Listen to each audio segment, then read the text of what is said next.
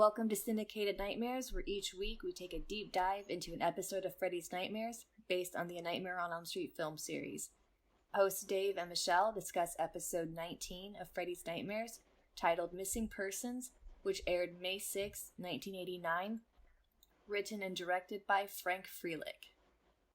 Okay, so today's episode is a college student played by Eva LaRue with past weight problems goes back to her childhood house to babysit two children who love junk food. Then later, a man, Timothy Bottoms, soon regrets his wish of spending a day in the life of another person. Great. And I did recognize both those lead actors. Eva LaRue was on CSI Miami for a while. Okay. And Timothy Bottoms, do you remember a show on Comedy Central called That's My Bush that was about George W. Bush? Yeah, I do. Was he on it? Yeah, he was George W. Bush on that show. Oh, nice. Yeah. And he got his start at Freddy's Nightmares. See? Yes. So, yeah, all-star cast. Mm-hmm. So, for this one, the episode starts with the dad, played by Timothy Bottoms, picks up a babysitter named Gina. She's like in her late teens, I would say. Yeah, I think she's in college, right? I got the vibe that she was in her late teens, but college makes more sense. I thought someone referenced her being a co-ed. Okay, yeah. So It starts off with the dad picks up a babysitter by the name of Gina, and she's in her early years of college, and when they pull up to the house, she tells him, "Oh, I grew up in this house." And then the mom comes out to meet them, and she gives her a warning about the kids are really misbehaved. And then, like, the parents just leave to go on their date night, and they don't, like, introduce her to the kids, nothing. I thought that's a little bizarre. Yeah, they just drive off and leave her standing on the doorstep. She goes inside, and the kids are, like, chained to the wall because they're, like, these little zombie kids. Or she, like, walks around through fog, and then... Yeah, there's the zombie kids chained to the wall. Yeah, there's the zombie kids chained to the wall, and she runs outside, and it turns out she was daydreaming this whole thing while she was waiting for the mom to open the door. So she actually drove herself to the house, knocks on the door to be properly introduced to the children, as all parents should do that. And so she was just daydreaming while the mom was going to open the door. And she had a vision, when she was walking through the house, she had a vision in the mirror of herself as a chubby kid. Oh, that's right. She goes inside the house, and the kids are on the couch playing Super Mario Brothers, and they're in the underworld part of Mario. The wrong music is playing. The, like, happy do music is playing instead of the underworld. I have a joke for you. What's that? What kind of pants does Mario wear? I don't know. Denim, denim, denim. Denim, denim, denim. Oh, that's cute. Well, I didn't catch that, the wrong music thing, and I've played that game many, many times. Yeah. And she mentioned she's a model and a part-time student, and it's like there's really weird commenting on her body from the parents. Very much so. Yeah, and the dad is a lawyer, and he's not very happy with his career choice because he came from the army, I think, and he wanted to stay in the army, but his wife pressured him into taking a job as a lawyer. And so he's just, like, fed up with his job and his life and everything. Yes, and he has a case full of guns because of his military background. Yeah, and Gina's very worried about all the guns in the house, and the mom's like, "Oh, it's fine, they're locked up." Yeah, but they're, like, on display in the living room. Yeah. Maybe they don't have a basement or something, or, I don't know, somewhere safer they could be. But I think some people do keep their guns on display because it's kind of like home decor. I don't know. Yeah. Like you said, the dad keeps commenting on her body, and she tells them that she had a lot of weight issues when she was a kid, and she's thin now, but it took her a lot of work and determination to lose the weight. And yeah, I just thought, like, what a weird conversation to have with those, with the people that you're going to babysit for. Yeah, I guess it was just plot exposition, but it was a little clumsy. I mean, maybe she could have, like, accidentally had diet pills or something fall out of her purse, and the mom could have made the comment about her body, like, oh, but you're thin as a rail, you don't need those. Right. Or they could have, offered her something and she's like, oh, no, I only eat healthy now. Oh, yeah, that's even better. The parents leave and Gina wants to play with the kids, but they're like little controlling shits. That's what I wrote in my notes. Like, there's a girl and a boy, and the girl is older, and she says, you don't hassle us and we don't hassle you. Get it, got it, good. Right. And the little boy just keeps saying, damn straight. Mm-hmm. Yeah.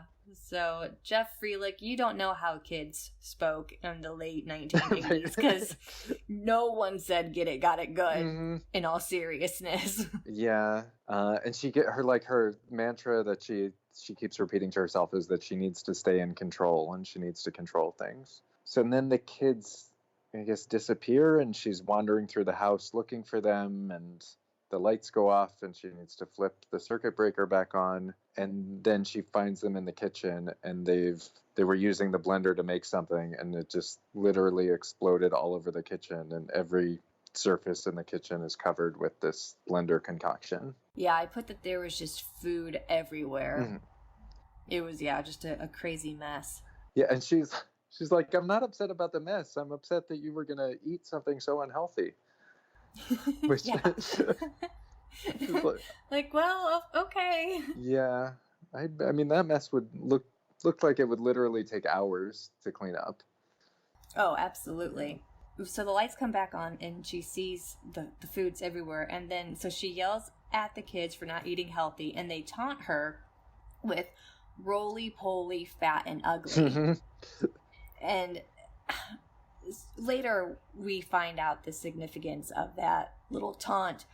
But when I was watching it, I was kind of like, if I was the babysitter right now, I would be like, okay, if you're trying to insult me, like, can you at least make it rhyme?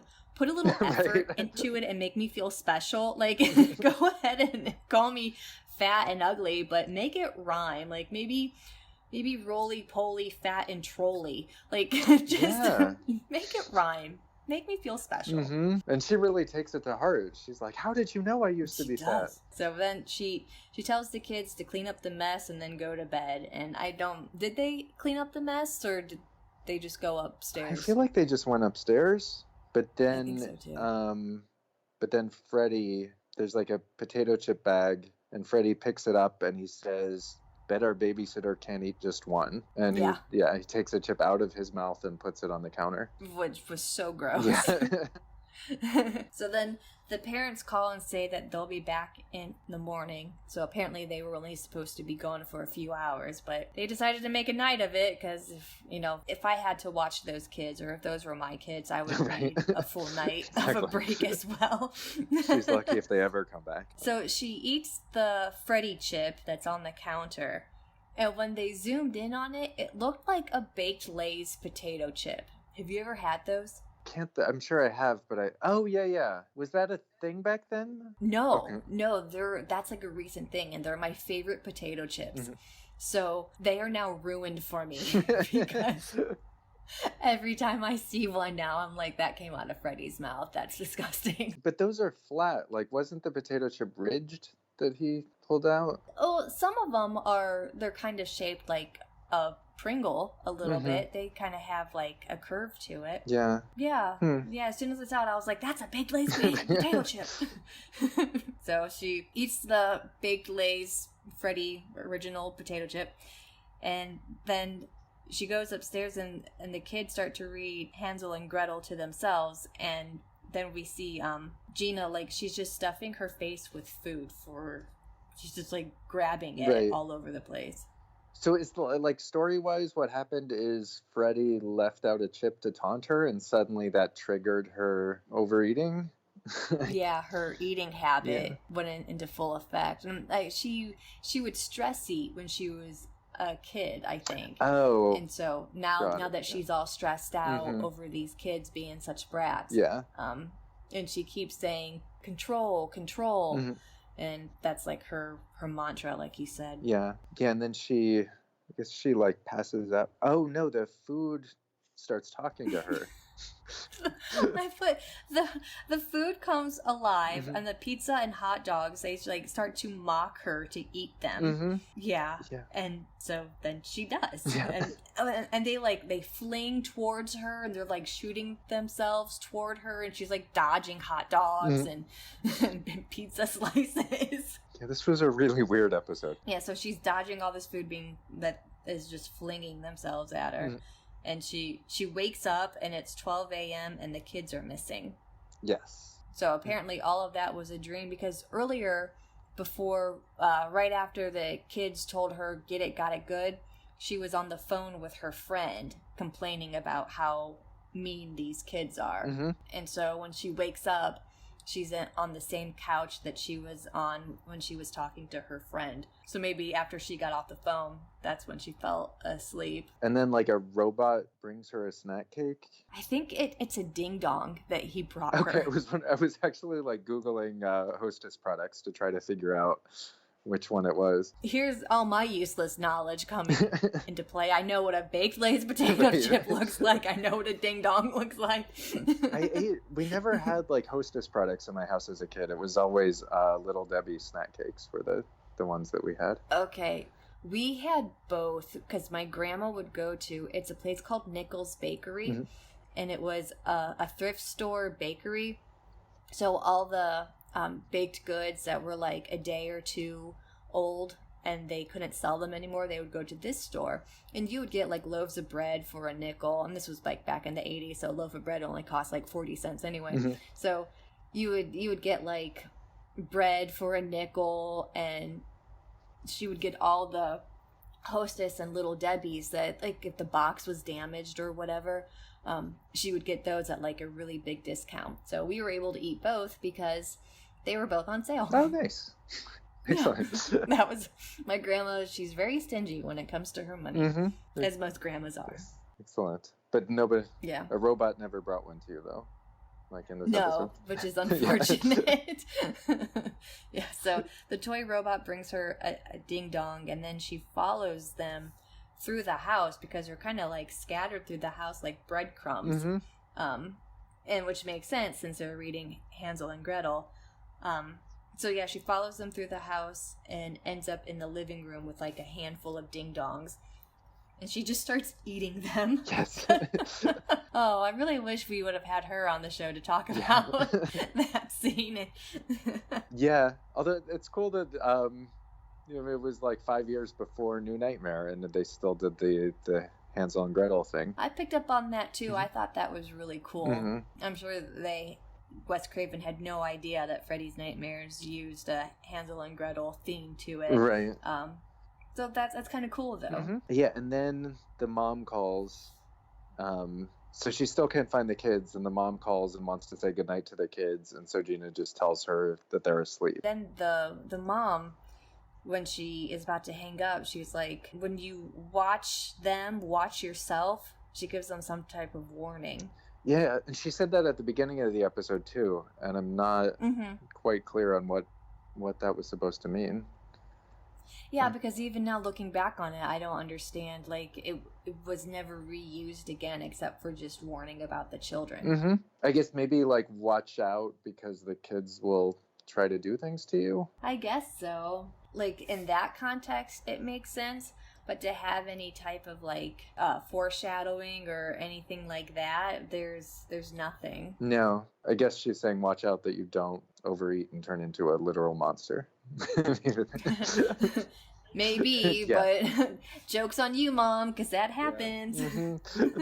Yeah, so the mom warns her, and then Gina looks out the window, and she sees herself as an overweight child, and she mutters, "It's just a phase, it's just a phase."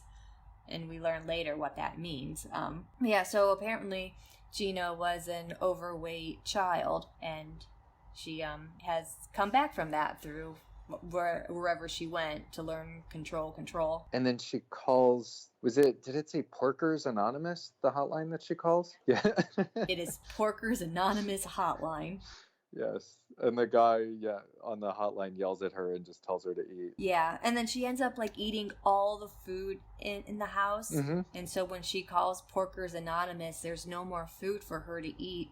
So then she decides to eat the dog food. Yes. But did you see the name on the dog food bowl? It's like the dog's name was Freddy. And so she goes over and eats Freddy the dog's food out of his bowl. And at first it was like, like the wet can food that you give. Mm-hmm. And then it turned into like worms, right? Yes. So she's like down on all fours eating out of this dog bowl. And then it turns into worms, and that was gross. Although personally I think wet dog food alone is pretty gross. It is pretty gross. Yeah. Gina is eating worms out of Freddy's dog bowl, and she goes over to the kitchen sink and like starts to throw it up. And when she comes back up, we see that she is slowly metamorphosing into an actual pig. Yes, like a monster pig. Like I understand why she is turning into a pig, because that's a common insult that you say to overweight people. In that nursery rhyme insult thing, that roly-poly, fat and ugly, they never called her a pig. So I think that the insult should have had like pig in it to make that more sense. Yeah, that would make sense. Or if she had a name, you can't really do much with Gina, but if she had a name that they could like make a pig version of. Oh, you could do lots with Gina. You could call her Gina, like vagina. Like, oh yeah, you could do lots with Gina. But yeah, so I think that they would have to like, her insult needed to have pig in there somewhere for her to then turn into an actual pig. She reminded me of, did you watch Friends when it was on? Mm-hmm. Oh, when they would do the flashbacks of Fat Monica? Yes. It was like Fat Monica with a monster face. Yeah, with like a monster pig face. That's exactly what it looked like. Yeah, and she pukes up, it was weird, she pukes up a headband, and then it's like, she's like, oh, I ate the little girl. Or like, that's what's implied. That she ate the little girl, yeah. And then the brother sees what happens, and he screams and runs into the living room. But then they show him upstairs putting war paint on like he's Rambo. Yeah. It was like it was very Home Alone-esque, even though it came out the year before Home Alone did, but it was very much like Kevin McAllister at the end of that movie. Oh, yeah. So Pig Gina, I guess we can call her that, since she's half pig, half woman. She locks the little boy in the house with the purpose of wanting to eat him, and so the boy calls 911, and then Pig Gina has like this emotional breakdown about not having the willpower to say no to food, and she's like blaming herself for becoming this pig. So there's like a lot of internalized hatred that she has for herself, not only for her actions but for letting herself become this human pig. Yes. You feel bad for her. Well, yeah, kind of, until you realize that she just ate a child. Right, yeah. And then, she's chasing the kid, and he's trying to get to the gun cabinet, and he's just throwing random objects at her, and she's eating whatever he throws at her, like I think there was a bar stool, and a book. For that, she has a flashback to when she was a child, and the kids were like chasing her through the yard and taunting her with roly-poly, fat and ugly. So that's where that came from. So yeah, so she definitely has like some type of post-traumatic issue with, I don't know, maybe kids in general, since all her peers were kind of mean to her. Oh, that's true. Like she grew up, to the age where she's not being teased anymore and was able to lose all the weight, but now this is her first time dealing with kids teasing her again since that time in her life. So yeah, that would make sense to why she regressed to stress eating and then eating all the food in the house along with the dog food. So the brother gets into the gun case finally, and he's throwing things at her, like you said, and she's just like eating them. Whatever he throws at her, she's just eating them. And then he shoves a grenade in her mouth, and like she explodes. Completely. Which was kind of cool. And then the parents come home. Do they see what happened? I think the parents just pull up. Yeah, I just have parents come home, and then Gina wakes up. Yeah, so this was all a dream, and it's young, overweight Gina who was having this dream. Mm-hmm. And the kid's parents are actually her parents. Timothy Bottoms is her dad. I thought the mom, she was very supportive and very comforting. Gina tells her that she had a bad dream and kind of what it was about, and the mom's like, you're beautiful, this is just a phase. Mm-hmm. And that's why she was repeating that to herself earlier in the episode. Oh, yeah. Yeah, so the mom's like, this is just, your weight is just a phase, you're beautiful, you're gonna grow out of this, blah blah blah. And then it turns out that young Gina is actually waiting for her babysitter of the evening. Mm-hmm. And the babysitter is Eva LaRue. So that was kind of weird. So that woman is not Gina at all. That's just what young Gina dreamed herself to look like. And so she comes over to babysit, and she brought Hansel and Gretel over to read. Mm-hmm. Then young Gina kind of gives her this like menacing look, like, I'm going to eat you later. Yes. Yeah. Which was really freaky. Yeah, it was a little strange. And there's a lot of different Ginas in this episode. A lot of, yeah. So that was hard to determine, like, wait, what Gina are you supposed to be right now? Mm-hmm. That was the end of the first half. And then it becomes about her dad, whose name is Ken. And he's all... Yeah, they're at breakfast, and he's all stressed out about where he's an attorney, and he's working on an important case, and she borrowed his Walkman and stepped on it, and he's complaining about having to take her to school and being 36 years old and feeling like he's in prison and wants to live somebody else's life. So I looked him up to see if he actually was 36 at the time, and he was 37, so... Really? Yeah. I thought he looked much older than 37. I thought that too. Hopefully he's not listening. So the dad asks the mom to take Gina to school. Like you said, dad feels like he's in prison because his job is so demanding, and he wants to wake up and be someone else. So he's kind of like going through a midlife crisis. Mm-hmm. Yeah. Did you notice the cereal that they were eating? I loved that. I didn't. Well, what was it before it became Freddy? Flaky O's. Okay. And then it turned into Freddy O's. And it said slice 'em on it. Yeah. Yeah. So that would have been cool if they actually did have Freddy cereal back then. I know like a few people have made fan art of like Freddy ice cream or Freddy toaster or whatever. Mm-hmm. But yeah, that'd be cool if they actually did make Freddy O's. Yeah. I would have begged my parents for it. Oh, heck yeah. Yeah, if New Line was smart, they would sell that in their gift shop after they did, like, tours. Oh, yeah. Do they do tours? I don't know. I just made that up. Did they ever have their own, like, studio space, or did they rent out... I assume they had their own studio space, because that's where Heather goes in New Nightmare. Well, that was just offices, though. Oh, was it? Yeah. Well, yeah. I don't know. Well, yeah, I'm sure Bob Shea would charge everybody $20 for them to look at his office. Yeah. So yeah, and then he could just put a gift shop right next to the receptionist, and they could sell Freddy-O's. Yeah, that would be great. Yeah. So the dad is definitely having a midlife crisis, eating Freddy-O's. So the dad drives to work, and he gets hit by a car that's in this high-speed chase, chased by the police. Mm-hmm. He's in this this car's in a high-speed chase with the police, and then they collide, and the driver makes the dad drive, and he's arrested. The dad is arrested, right? Yeah. Somebody, is holding him at gunpoint, and then all of a sudden he's being booked at the police station, and he doesn't know what he did. Yeah, and he's tied up and interrogated, and the police don't know anything about this other guy. They just think that the dad, Ken, was the only one driving. And the guy interrogating him, I didn't recognize him. I found this out through IMDb, but he played Kelly in Freddy's Dead, Maggie's boss. Oh, okay, him. Mm-hmm. Yeah, the one where she's like, they're not a Toyota or something. Or no, that was Spencer's dad. Yeah, that was Spencer's dad. Okay. When he comes to her with like the pipe bomb. And he's like, oh, right. And then, after a couple people die, she's like talking to him, and he doesn't remember Spencer or John. Doe. Yeah. So the dad ends up being detained, and his cellmate is blowing kisses at him.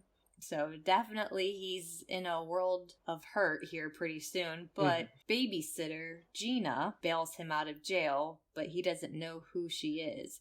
But she's not the babysitter in this one. She's just like some random lady, right? I guess it's the same actress playing a character named Gina, but it couldn't be the same one. Well, because his daughter, so he's got the 8-year-old daughter who was just babysat but by Eva LaRue as Gina. And now here's another Eva LaRue as Gina. Yeah.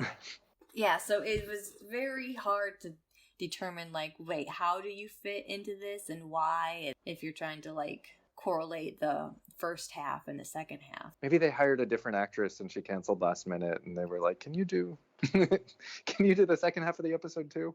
But yeah, so she picks him up and they're driving in a convertible and he's insisting that she keeps calling him Vinny and he's insisting that he's Ken Franklin. And insists that they go to his law office. Did you notice the law office name? What was the name? Dewey, Cheatham, and Howe. Like the old joke about law firms, yeah. At least it wasn't like Springwood Attorneys. That's true, yeah. Creativity points there. But yeah, he can't get in because the security guard doesn't recognize him, and his coworkers come out, and nobody recognizes him. So he asks Gina to take him home, and she brings him to his house from the beginning, and his wife and his daughter, Gina, but they don't recognize him either. Their husband, father now is the guy who held him at gunpoint, I guess. So they kind of like did a switch lives there. Mm-hmm. So then Gina, the babysitter, but not the babysitter, brings him to his real house. And it's like this total bachelor pad, and it's so cool. And he's got expensive paintings and crystal everything. And yeah, it's like this really cool, expensive house. She's gorgeous and doing strip teases for him. Yeah, and he's realizing, I'm living the perfect life right now. I don't ever want to leave. Mm-hmm. So then they sleep together, and when she thinks that he's asleep, she calls someone on the phone and tells them that he's ready. And then someone comes in with a gun and tries to shoot up the bed, but he's slipped out of the bed and he knocks the guy out with a lamp. And he confronts Gina downstairs and is choking her on a pool table. It doesn't really establish why she wants to kill him. No, not at all. But yeah, and now the police are coming too, so it's all just gone to shit. Gina tells him, like, this is the life that you always wanted, this is the life that you are creating for yourself, and he's like, I don't think at this point he wants his old life back, but she basically said the only way that you're going to get out of this is if you take my car and leave. Mm-hmm. So he leaves out the back door, and he's driving this hot little white car as he's fleeing from the police. He's really tired but driving, and ends up in his old neighborhood where he thought that he used to live, and there's a high-speed chase. So the police are chasing after him, and he's in this high-speed chase just like he was at the beginning, or just like there was at the beginning of the episode. And so he's hit by a car and they collide. I'm not sure if we know who's in the car that he collides with. No, I don't think we do. Then, so the two cars collide, and then the police are there, and the dad is dead, or Ken is dead, but then he comes to and realizes that this isn't the life that he wanted, so he asks for his old life back, and that kind of happens, right? So Ken is dead, but then Ken is alive, but he's Vinny now, but then then he wakes up as himself, because they use the defibrillator paddles on him. Oh yeah, that's right. Yeah, and they say the suspect was dead on arrival. So his wish is granted, and the paramedics revive him, and then his wife and young 8-year-old Gina are at the scene to greet him, and he's like, "Oh, you're still my wife, you're still my daughter, I love my life," all that, and that's the end of it. Yeah, it's a rare episode where all the main characters come out okay in the end. Yeah. Yeah, no one actually died for real. Well, except Vinny. Oh yeah, Vinny's just toast. So, and then at the very, very end, the paramedic says that the dad lives at 335 Elm Street. So I think this is one of the only times when they reference Elm Street as a street name. Yeah, I feel like they did it in a couple others, but it is rare. Maybe for the pilot, Freddy comes on at the end, and he's dressed as a motorcycle cop and says, "Remember, the life you save may be your own." And then he sets a skeleton on fire, and he drives off or something, or walks off. Oh, Freddy. overall, how did you feel about the episode? I thought it was fun. I enjoyed like how over the top the first half was. The second half, I mean, I liked it. It was entertaining, but I think what bothered me is that when he at the beginning of that segment he gets in the crash and then you're not sure what happens, and I just feel like they've done it so many times where there's this accident, things go on, and then at the end of the story it flashes back to the accident and it was, all in that person's head. I feel like that happened in a lot of episodes. Yeah. I completely agree with that. It's one of those where they have recycled the storyline so many times, and it's just not like original anymore. And it's I didn't care for this episode much at all. Okay. I did feel pretty bad for Gina in the first half. Oh, for the babysitter, Yeah. Gina? I didn't. Yeah. Not at all. I didn't feel bad for her at all. Mm-hmm. I had to babysit bratty kids at some point in my life. And, you just learn to deal with bratty kids because it's all about power. It's, they want to be the ones in control, and you just have to, like, put your foot down. Mm-hmm. Yeah. And I always, I remember babysitting and they'd always say, like, help yourself to whatever in the kitchen, but I never did. Like, I never felt comfortable, like, taking food out of someone else's kitchen. Oh, yeah. Yeah, that is weird. Thanks so much for listening. Please join us next week for Season 1, Episode 20, The Light at the End of the Tunnel, where we learn how to be a mega success or your money back.